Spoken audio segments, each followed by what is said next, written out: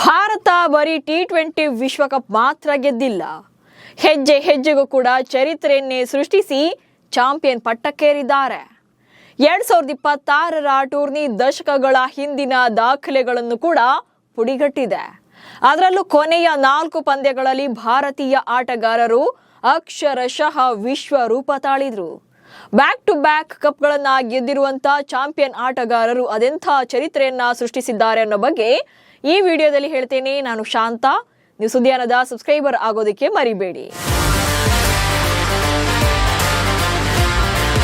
ಅಹಮದಾಬಾದ್ನ Narendra Modi ಸ್ಟೇಡಿಯಂನಲ್ಲಿ New Zealand ತಂಡವನ್ನ ಸೋಲಿಸಿದಂತ Bharat ಟೂರ್ನಿಯಲ್ಲಿ 3ನೇ ಬಾರಿಗೆ ಚಾಂಪಿಯನ್ ಪಟ್ಟಕ್ಕೇರಿದೆ. ಅದು ಅಂತಿಂಥ ಗೆಲುವಲ್ಲ, ಇತಿಹಾಸದ ಪುಟದಲ್ಲಿ ಎಂದೂ ಮರೆಯದೆ ದಾಖಲಾಗುವಂತ ಅದ್ಭುತ ಗೆಲುವು. ಫೈನಲ್ ಪಂದ್ಯದಲ್ಲಿ ಕಂಪ್ಲೀಟ್ ಆಗಿ ಡಾಮಿನೇಷನ್ ಮಾಡಿ ಗೆದ್ದ ಭಾರತ ಅದೆಷ್ಟು ದಾಖಲೆಗಳನ್ನ ಮಾಡಿದೆ ಅನ್ನೋದನ್ನ ಒಂದೊಂದಾಗಿ ಹೇಳ್ತಾ ಹೋಗ್ತೇನೆ ನೋಡಿ. ಸತತ 2 ಕಪ್ಗಳನ್ನ ಗೆದ್ದಂತ ತಂಡ, ಹಾಗೆ 3ನೇ ಟ್ರೋಫಿ ಗೆದ್ದಂತ ದಾಖಲೆಯನ್ನ ಮಾಡಿದೆ. ಸೊ ಟಿ20 ವಿಶ್ವಕಪ್ನ ಟೂರ್ನಿ ಇತಿಹಾಸವನ್ನ ತೆಗೆದ್ರೆ ಯಾವುದೇ ತಂಡಗಳು ಕೂಡ ಸತತವಾಗಿ ಅಂದ್ರೆ ಬ್ಯಾಕ್ ಟು ಬ್ಯಾಕ್ 2 ಕಪ್ಗಳನ್ನ ಗೆದ್ದಿದ್ದಂತ ಇತಿಹಾಸವೇ ಇರಲಿಲ್ಲ. ಆದ್ರೆ ಈ ಸಾಧನೆಯನ್ನ ಈಗ ಭಾರತ ಮಾಡಿದೆ. 2024ರಲ್ಲಿ ರೋಹಿತ್ ಶರ್ಮಾ ಅವರ ಕ್ಯಾಪ್ಟನ್ಸಿಯಲ್ಲಿ ಕಪ್ ಗೆದ್ದಿದ್ದ ಭಾರತ ಈಗ 2026ರಲ್ಲಿ ಸೂರ್ಯಕುಮಾರ್ ಯಾದವ್ ನಾಯಕತ್ವದಲ್ಲಿ ಭಾರತ ಮತ್ತೊಮ್ಮೆ ಚಾಂಪಿಯನ್ ಆಗಿದೆ. ಹಾಗೆ 3ನೇ ಟ್ರೋಫಿಯನ್ನ ಗೆದ್ದಂತ ದಾಖಲೆಯನ್ನ ಬರೆದಿದ್ದಾರೆ. ಸೊ ಟಿ20 ವಿಶ್ವಕಪ್ ಇತಿಹಾಸದಲ್ಲಿ ಈಗ 10 ಆವೃತ್ತಿಗಳು ನಡೆದಿವೆ. ಸೊ ಈ ಪೈಕಿ 3 ಸಲ ಯಾವುದೇ ತಂಡ ಟ್ರೋಫಿಯನ್ನ ಗೆದ್ದಿಲ್ಲ. ಈ ಸಾಧನೆಯನ್ನ ಈಗ ಭಾರತ ಮಾಡಿದೆ. 2007ರಲ್ಲಿ ಮಹೇಂದ್ರ ಸಿಂಗ್ ಧೋನಿ ಅವರ ಕ್ಯಾಪ್ಟನ್ಸಿಯಲ್ಲಿ ಪಾಕಿಸ್ತಾನದ ವಿರುದ್ಧ ಚೊಚ್ಚಲ ಆವೃತ್ತಿಯಲ್ಲೇ ಮೊದಲ ಬಾರಿಗೆ ಭಾರತ ಚಾಂಪಿಯನ್ ಪಟ್ಟಕ್ಕೇರಿತ್ತು. ಹಾಗೆ 2024ರಲ್ಲಿ ರೋಹಿತ್ ಶರ್ಮಾ ಅವರ ಕ್ಯಾಪ್ಟನ್ಸಿಯಲ್ಲಿ ಸೌತ್ ಆಫ್ರಿಕಾ ವಿರುದ್ಧ ಅದ್ಭುತವಾದಂತಹ ಗೆಲುವನ್ನ ದಾಖಲು ಮಾಡಿ 2ನೇ ಬಾರಿಗೆ ಟ್ರೋಫಿಯನ್ನ ಗೆದ್ದಿದ್ರು. ಈಗ 2026ರಲ್ಲಿ ಸೂರ್ಯಕುಮಾರ್ ಯಾದವ್ ಅವರ ನಾಯಕತ್ವದಲ್ಲಿ 3ನೇ ಬಾರಿಗೆ ಟ್ರೋಫಿಯನ್ನ ಗೆದ್ದಂತ ಭಾರತ ಈ 3ನೇ ಟ್ರೋಫಿಯನ್ನ ಗೆದ್ದಂತ ದಾಖಲೆಯನ್ನ ಮಾಡಿದೆ. ಹೀಗಾಗಿ ಈ ವಿಶ್ವಕಪ್ನ ಇತಿಹಾಸದಲ್ಲಿ 3 ಕಪ್ಗಳನ್ನ ಯಾವುದೇ ತಂಡ ಗೆದ್ದಿರಲಿಲ್ಲ. ಇದನ್ನ ಭಾರತ ಮಾಡಿ ತೋರಿಸಿದೆ. ಹಾಗೆ ಟೂರ್ನಿ ಆಯೋಜನೆ ಮಾಡಿ ಕಪ್ ಗೆದ್ದಂತ ಮೊದಲ ತಂಡವಾಗಿದೆ. ಸೊ ಏನು ಟಿ20 ವಿಶ್ವಕಪ್ ಅಂತ ಬಂದಾಗ ಯಾವುದೇ ತಂಡ ಕೂಡ ಟೂರ್ನಿಯನ್ನ ಆಯೋಜನೆ ಮಾಡಿದ್ರು ಕೂಡ ಇದುವರೆಗೆ ಕಪ್ಪನ್ನ ತಮ್ಮ ತವರು ಮೈದಾನದಲ್ಲಿ ಗೆಲ್ಲೋಕೆ ಸಾಧ್ಯವಾಗಿರಲೇ ಇಲ್ಲ. ಸೊ ಈ ಸಾಧನೆಯನ್ನು ಕೂಡ ಈಗ ಭಾರತ ಮಾಡಿ ತೋರಿಸಿದೆ. ಗುಜರಾತ್ನ ಅಹಮದಾಬಾದ್ನ ನರೇಂದ್ರ ಮೋದಿ ಸ್ಟೇಡಿಯಂ ಅಲ್ಲಿ 1,20,000 ಭಾರತೀಯ ಅಭಿಮಾನಿಗಳ ಮುಂದೆ ಭಾರತ ನ್ಯೂಜಿಲೆಂಡ್ ತಂಡವನ್ನ ಸೋಲಿಸಿ ಚಾಂಪಿಯನ್ ಪಟ್ಟಕ್ಕೇರಿದೆ. ಸೊ ಈ ಮೂಲಕ ಟೂರ್ನಿ ತಾನೇ ಆಯೋಜನೆ ಮಾಡಿ ಈಗ ಟ್ರೋಫಿಯನ್ನು ಕೂಡ ಗೆದ್ದುಕೊಂಡಿರುವಂತಹ ದಾಖಲೆ ಬರೆದಿದೆ. ಇನ್ನು ಟಿ20 ವಿಶ್ವಕಪ್ ಫೈನಲ್ ನಲ್ಲಿ ಇದುವರೆಗಿನ ಅತ್ಯಧಿಕ ಮೊತ್ತವನ್ನ ದಾಖಲು ಮಾಡಿತ್ತು. ನ್ಯೂಜಿಲೆಂಡ್ ವಿರುದ್ಧದ ಪಂದ್ಯದಲ್ಲಿ ಟಾಸ್ ಸೋತಂತ ಭಾರತ ಮೊದಲು ಬ್ಯಾಟಿಂಗ್ ಅನ್ನ ಮಾಡಬೇಕಾಗುತ್ತೆ. ಸೊ ಭಾರತದ ಪರ ಟಾಪ್ 3 ಬ್ಯಾಟರ್ಗಳು ಅಂದ್ರೆ ಸಂಜು ಸ್ಯಾಮ್ಸನ್, ಅಭಿಷೇಕ್ ಶರ್ಮಾ ಹಾಗೆ ಇಶಾನ್ ಕಿಶನ್ ಅದ್ಭುತವಾದಂತ ಪ್ರದರ್ಶನದ ಮೂಲಕ ಭಾರತ ಅತಿ ಹೆಚ್ಚು ದಾಖಲೆಯ ಟಾರ್ಗೆಟ್ ಅನ್ನ ನೀಡೋಕೆ ಸಾಧ್ಯವಾಯಿತು. ಫೈನಲ್ ಪಂದ್ಯದಲ್ಲಿ ಯಾವುದೇ ತಂಡ 255 ರನ್ಗಳನ್ನ ಸ್ಕೋರ್ ಮಾಡಿರಲೇ ಇಲ್ಲ. ಸೊ ಭಾರತ ಈ ಸಾಧನೆ ಮಾಡಿದಂತ ವಿಶ್ವದ ಮೊದಲ ತಂಡ ಎಂಬ ಹೆಗ್ಗಳಿಕೆಗೆ ಪಾತ್ರವಾಗಿದೆ. ಇನ್ನು ಟೂರ್ನಿ ಅಂದ್ರಲ್ಲಿ 106 ಸಿಕ್ಸರ್ ಸಿಡಿಸಿದಂತ ಮೊದಲ ತಂಡ ಭಾರತ. ಆಕ್ಚುಲಿ ಟಿ20 ವಿಶ್ವಕಪ್ನ ಇತಿಹಾಸವನ್ನ ಕೆದಕಿದ್ರೆ ಯಾವುದೇ ಸೀಸನ್ ಅಲ್ಲೂ ಕೂಡ 80+ ಸಿಕ್ಸರ್ಸ್ ಬಂದಿರಲೇ ಇಲ್ಲ. ಬಟ್ ಈ ಸಲ ಭಾರತ 106 ಸಿಕ್ಸರ್ಗಳನ್ನ ಸಿಡಿಸಿದ ವಿಶ್ವದಲ್ಲೇ ಮೊದಲ ತಂಡ ಎನಿಸಿಕೊಂಡಿದೆ. ಇದಕ್ಕೂ ಮುನ್ನ ಈ ದಾಖಲೆ ವೆಸ್ಟ್ ಇಂಡೀಸ್ನ ಹೆಸರಲ್ಲಿತ್ತು. ಅವರು ಆವೃತ್ತಿಯೊಂದರಲ್ಲಿ 76 ಸಿಕ್ಸ್ಗಳನ್ನ ಸಿಡಿಸಿದ್ದೆ ಆ ಟೂರ್ನಿಯಲ್ಲಿ ತಂಡವೊಂದರ ಹೈಯೆಸ್ಟ್ ಸಿಕ್ಸಸ್ ಆಗಿತ್ತು. ಬಟ್ ಈ ಸಲ ಭಾರತ ಇದನ್ನ 106ಕ್ಕೆ ಏರಿಸಿದೆ. ಸೊ ಈ ದಾಖಲೆಯನ್ನ ನೆಕ್ಸ್ಟ್ ಬ್ರೇಕ್ ಮಾಡಬೇಕು ಅಂತಂದ್ರೆ ಅದು ಬಹುಶಃ ಭಾರತನೇ ಮಾಡಬೇಕು ಅನ್ಸುತ್ತೆ. ಸೊ ಟೂರ್ನಿಯಲ್ಲಿ 106 ಸಿಕ್ಸರ್ ಸಿಡಿಸಿದಂತಹ ಮೊದಲ ತಂಡ ಭಾರತ ಆಗಿದೆ. ಹೀಗಾಗಿ ಭಾರತ ಕಪ್ ಗೆಲುವಿನಲ್ಲಿ ಅದ್ಭುತವಾಗಿ ಪರ್ಫಾರ್ಮ್ ಮಾಡಿದೆ ಅನ್ನೋದು ಇಲ್ಲೇ ಗೊತ್ತಾಗ್ತಿದೆ. ಇನ್ನು ವಿಶ್ವಕಪ್ ಫೈನಲ್ ನಲ್ಲಿ ಹೈಯೆಸ್ಟ್ ರನ್ಗಳ ಅಂತರದಲ್ಲಿ ಗೆಲುವನ್ನ ದಾಖಲು ಮಾಡಿದಂತ ತಂಡ ಅಂದ್ರೆ ಅದು ಭಾರತವೇ ಆಗಿದೆ. ಸೊ ವಿಶ್ವಕಪ್ ಫೈನಲ್ ನಲ್ಲಿ ಹೈಯೆಸ್ಟ್ ರನ್ಗಳ ಅಂತರ. ಸೊ ಭಾರತ 255 ಟಾರ್ಗೆಟ್ ನೀಡಿದಾಗ್ಲೇ ನ್ಯೂಜಿಲೆಂಡ್ ತಂಡ ಅದನ್ನ ಬೆನ್ನಟ್ಟೋದು ತುಂಬಾನೇ ಕಷ್ಟ ಇತ್ತು. ಯಾಕಂದ್ರೆ ಫಸ್ಟ್ ಓವರ್ ನಿಂದಲೇ ಅಗ್ರೆಸಿವ್ ಬ್ಯಾಟಿಂಗ್ ಅನ್ನ ಮಾಡಬೇಕಾಗುತ್ತೆ ಇಷ್ಟು ದೊಡ್ಡ ಮೊತ್ತವನ್ನ ಚೇಸ್ ಮಾಡಬೇಕು ಅಂತಂದ್ರೆ. ಬಟ್ ಅದನ್ನ ನ್ಯೂಜಿಲೆಂಡ್ ತಂಡದ ಕೈಯಿಂದ ಮಾಡೋಕೆ ಸಾಧ್ಯವಾಗಿಲ್ಲ. ಜೊತೆಗೆ ಅವ್ರ ಕಡೆಯಿಂದ 20 ಓವರ್ಗಳನ್ನು ಕೂಡ ಕಂಪ್ಲೀಟ್ ಆಗಿ ಬ್ಯಾಟಿಂಗ್ ಮಾಡೋಕೆ ಸಾಧ್ಯವಾಗೋದಿಲ್ಲ. ಸೊ 19 ಓವರ್ಗಳಲ್ಲಿ ಆಲ್ಔಟ್ ಆಗ್ತಾರೆ. ಹೀಗಾಗಿ ಭಾರತ 96 ರನ್ಗಳ ಬೃಹತ್ ಅಂತರದಲ್ಲಿ ಗೆದ್ದು ಭಾರತ ವಿಶ್ವಕಪ್ ಫೈನಲ್ನಲ್ಲಿ ಹೈಯೆಸ್ಟ್ ರನ್ಗಳ ಅಂತರದಲ್ಲಿ ಗೆದ್ದಂತ ವಿಶ್ವ ದಾಖಲೆಯನ್ನು ನಿರ್ಮಿಸಿದೆ. ಜೊತೆಗೆ ತವರಿನಲ್ಲಿ ಏಕದಿನ ಹಾಗೆ T20 ವಿಶ್ವಕಪ್ ಗೆದ್ದಂತ ಮೊದಲ ತಂಡವಾಗಿದೆ ಭಾರತ. ಸೊ ಏಕದಿನ ಹಾಗೆ T20 ಫಾರ್ಮೆಟ್ ಅಂತ ಬಂದಾಗ ಯಾವುದೇ ತಂಡ ಎರಡೂ ಮಾದರಿಗಳಲ್ಲೂ ಕೂಡ ಹೋಮ್ ಪಿಚ್ ಅಲ್ಲಿ ವಿಶ್ವಕಪ್ ಅನ್ನ ಎತ್ತಿ ಹಿಡಿದಿಲ್ಲ. ಬಟ್ ಈ ಸಾಧನೆಯನ್ನ ಭಾರತ ಮಾಡಿದೆ. ಮೊದಲನೇದಾಗಿ 2011ರಲ್ಲಿ ಏಕದಿನ ವಿಶ್ವಕಪ್ ಅನ್ನ ಭಾರತದಲ್ಲೇ ಗೆಲ್ಲುತ್ತೆ.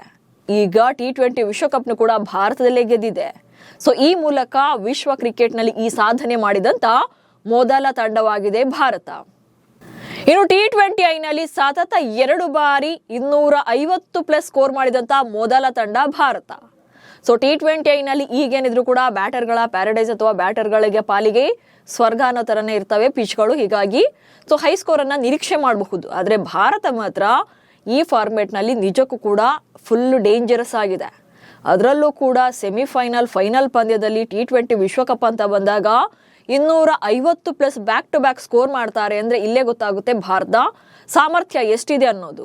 ಹೀಗಾಗಿ T20ನಲ್ಲಿ ಅದು ವಿಶ್ವಕಪ್ ಅಂತ ಮಾತ್ರನೇ ಅಲ್ಲ, T20 ಸರಣಿಗಳೇ ಇರ್ಬೋದು ಅಥವಾ ಬೇರೆ ಯಾವುದೇ ರೀತಿಯಾದಂಥ ವಿಶ್ವಕಪ್ ಇರಬಹುದು, T20 ಫಾರ್ಮೆಟ್ನಲ್ಲಿ ಯಾವುದೇ ತಂಡ ಬ್ಯಾಕ್ ಟು ಬ್ಯಾಕ್ 250+ ಸ್ಕೋರ್ಗಳನ್ನ ಮಾಡಿಯೇ ಇಲ್ಲ. ಬಟ್ ಇಂಥದ್ದೊಂದು ಸಾಧನೆ ನಮ್ಮ IPL ನಲ್ಲಾಗಿದೆ. 2024ರಲ್ಲಿ ಸನ್ ರೈಸರ್ಸ್ ಹೈದರಾಬಾದ್ ತಂಡ 2 ಸಲ ಅಂದ್ರೆ ಬ್ಯಾಕ್ ಟು ಬ್ಯಾಕ್ 250+ ಸ್ಕೋರ್ ಅನ್ನ ಮಾಡುತ್ತೆ. ಅದು ಒಂದು RCB ವಿರುದ್ಧ ಹಾಗೆ ಡೆಲ್ಲಿ ಕ್ಯಾಪಿಟಲ್ಸ್ ವಿರುದ್ಧ, ಅದು IPL ನಲ್ಲಿ. ಸೊ ಅಂತಾರಾಷ್ಟ್ರೀಯ ಕ್ರಿಕೆಟ್ T20 ಫಾರ್ಮೆಟ್ ಅಂತ ಬಂದಾಗ ಭಾರತ ಈ ಸಾಧನೆಯನ್ನ ಮಾಡಿದೆ. 250+ ಸ್ಕೋರ್ಗಳನ್ನ ಬ್ಯಾಕ್ ಟು ಬ್ಯಾಕ್ ದಾಖಲು ಮಾಡಿದೆ. ಒಂದು ಸೆಮಿಫೈನಲ್ ಪಂದ್ಯದಲ್ಲಿ ಇಂಗ್ಲೆಂಡ್ ವಿರುದ್ಧ ಹಾಗೆ ಈಗ ಫೈನಲ್ ಪಂದ್ಯದಲ್ಲಿ ನ್ಯೂಜಿಲೆಂಡ್ ವಿರುದ್ಧ ಈ ಸಾಧನೆಯನ್ನ ಮಾಡಿದಂತ ಮೊದಲ ತಂಡವಾಗಿದೆ. ಇನ್ನು ಅತಿ ಹೆಚ್ಚು ICC ಪ್ರಶಸ್ತಿಗಳನ್ನ ಗೆದ್ದಂತ ಭಾರತ 14 ICC ಟ್ರೋಫಿಗಳ ಗೆಲುವನ್ನ ಕಂಡಿದೆ. ಆಸ್ಟ್ರೇಲಿಯಾ ತಂಡ ಇದುವರೆಗೂ ಕೂಡ ಈ ಲಿಸ್ಟ್ ನಲ್ಲಿ ಹೈಯೆಸ್ಟ್ ಪ್ರಶಸ್ತಿಗಳನ್ನ ಪಡೆದಂತ ತಂಡವಾಗಿತ್ತು. ಅಂದ್ರೆ ICC ಮಾದರಿಯಲ್ಲಿ 13 ಪ್ರಶಸ್ತಿಗಳನ್ನ ಅವರು ಗೆದ್ದಿದ್ರು.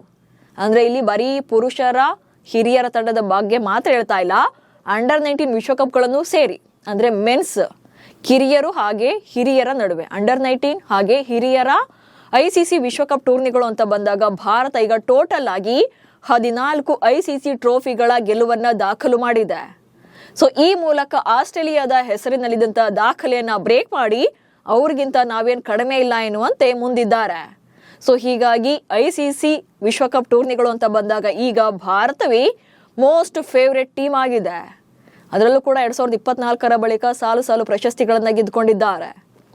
ಹೀಗಾಗಿ ಭಾರತ ವಿಶ್ವಕಪ್ ಟೂರ್ನಿಗಳಲ್ಲಿ ಹಿಂದೆಂದಿಗಿಂತಲೂ ಕೂಡ ಡೇಂಜರಸ್ ಆಗಿದೆ.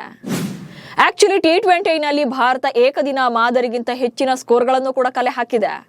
ಕಳೆದ 3 ಏಕದಿನ ವಿಶ್ವಕಪ್ ಫೈನಲ್ ಪಂದ್ಯಗಳಲ್ಲಿ ದಾಖಲಾದಂತ ಮೊದಲ ಇನ್ನಿಂಗ್ಸ್ ರನ್ಸ್ಗಿಂತ ಜಾಸ್ತಿ ಈ ಸಲ ಭಾರತ ಫೈನಲ್ ಮ್ಯಾಚ್ ಅಲ್ಲಿ ಸ್ಕೋರ್ ಮಾಡಿದೆ. 2015ರ ವಿಶ್ವಕಪ್ ಫೈನಲ್ ನಲ್ಲಿ ನ್ಯೂಜಿಲೆಂಡ್ ತಂಡ ಫಸ್ಟ್ ಬ್ಯಾಟಿಂಗ್ ಅನ್ನ ಮಾಡಿ 50 ಓವರ್ಗಳಲ್ಲಿ 183 ರನ್ಗಳನ್ನ ಮಾತ್ರ ಕಲೆ ಹಾಕಿತ್ತು. ಅಂಡ್ 2019ರಲ್ಲಿ ಫೈನಲ್ ಪಂದ್ಯದಲ್ಲಿ ಅದೇ ನ್ಯೂಜಿಲೆಂಡ್ ತಂಡ 241 ರನ್ಗಳನ್ನ ಸ್ಕೋರ್ ಮಾಡಿತ್ತು. ಇನ್ನು ಅಹಮದಾಬಾದ್ನಲ್ಲೇ ನಡೆದಿದ್ದ 2023ರ ಏಕದಿನ ವಿಶ್ವಕಪ್ ಫೈನಲ್ನಲ್ಲಿ ಆಸ್ಟ್ರೇಲಿಯಾ ವಿರುದ್ಧ ಭಾರತ 50 ಓವರ್ಗಳಲ್ಲಿ 240ಕ್ಕೆ ಆಲ್ಔಟ್ ಆಗಿತ್ತು. ಬಟ್ ಈ ಸಲ ಅದು ಕೂಡ T20ನಲ್ಲಿ ಭಾರತ ಫಸ್ಟ್ ಬ್ಯಾಟಿಂಗ್ ಅನ್ನ ಮಾಡಿ 255 ರನ್ಗಳನ್ನ ಕಲೆ ಹಾಕಿದೆ. ಸೊ ಈ ಮೂಲಕ ಕಳೆದ 3 ಏಕದಿನ ವಿಶ್ವಕಪ್ ಫೈನಲ್ನಲ್ಲಿ ದಾಖಲಾದಂತ ಮೊದಲ ಇನ್ನಿಂಗ್ಸ್ಗಳಿಗಿಂತ ಈ ಸಲ T20 ವಿಶ್ವಕಪ್ನಲ್ಲಿ ಹೈಯೆಸ್ಟ್ ಸ್ಕೋರ್ ದಾಖಲಾಗಿದೆ. ವೀಕ್ಷಣೆಯಲ್ಲೂ ದಾಖಲೆ ಬರೆದ ಫೈನಲ್ ಪಂದ್ಯ. ಇನ್ನು T20 ವಿಶ್ವಕಪ್ ಫೈನಲ್ ಮ್ಯಾಚ್ ವ್ಯೂವರ್ಶಿಪ್ನಲ್ಲೂ ಕೂಡ ದಾಖಲೆ ಬಂದಿದೆ. ಲೈವ್ ಸ್ಟ್ರೀಮಿಂಗ್ ದಾಖಲೆ 82.1 ಕೋಟಿ ವೀಕ್ಷಕರು ನೋಡಿದ್ದಾರೆ. ಇದು ಸ್ಟ್ರೀಮಿಂಗ್ ಪ್ಲಾಟ್ಫಾರ್ಮ್ನ ಜಿಯೋ ಹಾಟ್‌ಸ್ಟಾರ್ನಲ್ಲಿ ದಾಖಲೆಯ ವೀಕ್ಷಣೆಯಾಗಿದೆ. ಟೀಮ್ ಇಂಡಿಯಾದ ಬೌಲಿಂಗ್ ವೇಳೆ 19ನೇ ಓವರ್ನಲ್ಲಿ ನ್ಯೂಜಿಲೆಂಡ್ ಕೊನೆ ವಿಕೆಟ್ ಬಿದ್ದು ಭಾರತ 96 ರನ್ಗಳ ಗೆಲುವನ್ನ ದಾಖಲು ಮಾಡ್ತಾ ಇದ್ದಂತೆ ಜಿಯೋ ಹಾಟ್‌ಸ್ಟಾರ್ನಲ್ಲಿ ವೀಕ್ಷಕರ ಸಂಖ್ಯೆ 74.5 ಕೋಟಿ ಇತ್ತು. ಸೊ ಆನಂತರ ಪ್ರಶಸ್ತಿ ಹಂಚಿಕೆ ವೇಳೆ ಇದು 82.1 ಕೋಟಿಗೆ ರೀಚ್ ಆಗಿದೆ. ಹೀಗಾಗಿ ಈ ಪಂದ್ಯ ಭಾರತಕ್ಕೆ ಬರಿ ಗೆಲುವಲ್ಲ, ಐತಿಹಾಸಿಕ ಗೆಲುವಾಗಿದೆ. ಇನ್ನು ಫೈನಲ್ ಮ್ಯಾಚ್ ಅಲ್ಲಿ ಗೋಲ್ಡನ್ ಡಕ್ ಆದ್ರೂ ಕೂಡ ತಂಡವನ್ನು ಯಶಸ್ವಿಯಾಗಿ ನಿಭಾಯಿಸಿದಂತ ಸೂರ್ಯಕುಮಾರ್ ಯಾದವ್ ಭಾರತಕ್ಕೆ ಮತ್ತೊಂದು ವಿಶ್ವಕಪ್ ಕಿರೀಟ ತೊಡಿಸಿದ್ದಾರೆ.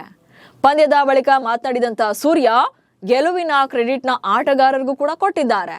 ಇನ್ನು ಮ್ಯಾಚ್ ವಿನ್ನರ್ ಆಗಿದ್ದಂತ ಸಂಜು ಸ್ಯಾಮ್ಸನ್ ಬಗ್ಗೆ ಮಾತನಾಡಿದಂತ ಸೂರ್ಯ, ಸಂಜು ತಮ್ಮ ಪ್ರತಿಭೆಯಿಂದಲೇ ತಂಡಕ್ಕೆ ಅದ್ಭುತ ಗೆಲುವುಗಳನ್ನ ತಂದುಕೊಟ್ಟಿದ್ದಾರೆ. ಸತತ 3 ನಿರ್ಣಾಯಕ ಪಂದ್ಯಗಳಲ್ಲಿ ಬ್ಯಾಟಿಂಗ್ನಲ್ಲಿ ಶೈನ್ ಆಗಿದ್ದಾರೆ. ಅವರು ನಿಜಕ್ಕೂ ಕೂಡ ಅದ್ಭುತವಾದಂಥ ಆಟಗಾರ. ಸಂಜು ಅವರ ಕಂಬ್ಯಾಕ್ನಿಂದ ತಂಡದಿಂದ ಎಲ್ಲವೂ ಕೂಡ ಬದಲಾಗಿದೆ ಎಂದು ಅಪ್ರಿಷಿಯೇಟ್ ಮಾಡಿದ್ರು. ಹಾಗೆ ಜಸ್ಪ್ರೀತ್ ಬುಮ್ರಾ, ಅಕ್ಷರ್ ಪಟೇಲ್ ಜೊತೆಗೆ ಹಾರ್ದಿಕ್ ಪಾಂಡ್ಯ ಸೇರಿದಂತೆ ಇಡೀ ತಂಡದ ಪರ್ಫಾರ್ಮೆನ್ಸ್ ಬಗ್ಗೆ ಮೆಚ್ಚುಗೆ ವ್ಯಕ್ತಪಡಿಸಿದ್ರು. ಒಟ್ನಲ್ಲಿ ಭಾರತ ಗೆದ್ದಾಗಿದೆ. ಇನ್ನೇನಿದ್ರು ಮತ್ತೊಂದು ವಿಶ್ವಕಪ್ ವರೆಗೂ ಕೂಡ ಇದೇ ಜರ್ನಿಯನ್ನ ಕಂಟಿನ್ಯೂ ಮಾಡೋದಷ್ಟೇ ಬಾಕಿ. ನಮಸ್ಕಾರ.